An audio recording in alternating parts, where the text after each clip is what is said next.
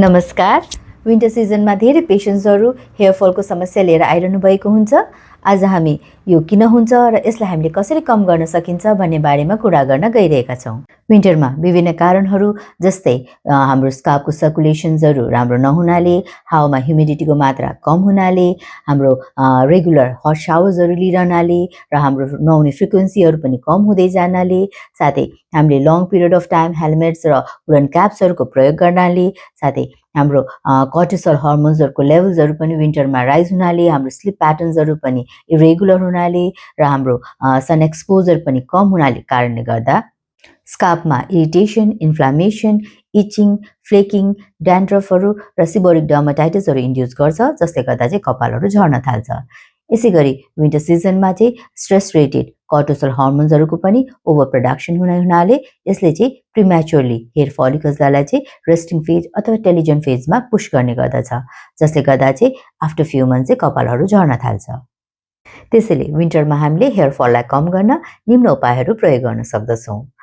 पहिलो, यदि scalp dry छ भने हामीले हप्तामा 2 देखि 3 पटक जेन्टल हाइड्रेटिङ सल्फेट फ्री स्याम्पूको प्रयोग गर्न सकिन्छ र धेरै तातो पानीको प्रयोग गर्नु पनि हुँदैन र शावर टाइमलाई पनि सर्ट गर्नुपर्ने हुन्छ र हामीले हेयर ड्रायरहरूको प्रयोग पनि सकेसम्म एभोइड गर्दा राम्रो हुन्छ। र यदि स्काल्प धेरै नै ड्राई छ भने हामीले नुहाउन 1 देखि 2 घण्टा अगाडि अइल्सहरू जस्तै coconut oil, argan oil, castor ओइलहरूको प्रयोग स्काल्प र स्ट्रान्ड्सहरूमा गर्न सक्छौँ। दोस्रो, यदि स्काल्प चाहिँ फोर र ड्यान्ड्रफहरू छ भने चाहिँ त्यसलाई रेगुलर वास गर्न चाहिँ जरुरी हुन्छ।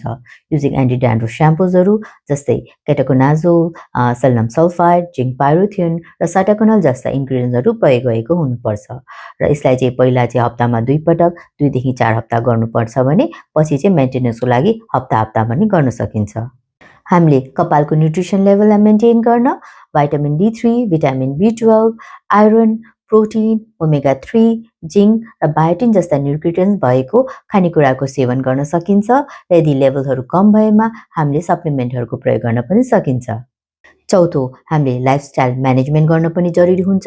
यसको लागि हामीले दिनमा 7 देखि 8 घण्टा सुत्न जरुरी हुन्छ र स्ट्रेस म्यानेजमेन्टको लागि योगा एक्सर्साइजहरू गर्न पनि आवश्यक हुन्छ र टाइट हेयर स्टाइल पनि एभोइड गर्नुपर्ने हुन्छ। पाँचौँ, हामीले विन्टरमा वुलन क्याप्सहरूको तल चाहिँ कटनको कपडाहरूको प्रयोग गर्न उपयुक्त हुन्छ र फ्रिक्वेन्टली हामीले वुलन क्याप्सहरू र हेलमेट्सहरूको प्रयोगलाई चाहिँ कम गर्दा राम्रो हुन्छ। तर यदि तपाईँको हेयर फल चाहिँ 3 महिनाभन्दा बढ्ता लास्ट भइरहेको छ र तपाईँको हेयर थिनिङ चाहिँ सिभियर छ र हेयर लस चाहिँ प्याचेसमा भइरहेको छ र अरू रिलेटेड कन्डिसन्सहरू पनि देखा परिरहेको छ, जस्तै महिनाभरि गडबड हुने, दुब्लाउँदै जाने, थकान महसुस हुने भइरहेको छ भने यो चाहिँ तपाईँको नर्मल सिजनल हेयर फल नहुन पनि सक्छ। यस्तो कन्डिसनमा चाहिँ तपाईँले आफ्नो डर्मेटोलोजिस्टसँग सम्पर्क गरी ब्लेड टेस्ट र ट्रिटमेन्ट गर्न जरुरी हुन्छ। सतर्क रहनुहोला, समस्या मुक्त रहनुहोला। धन्यवाद।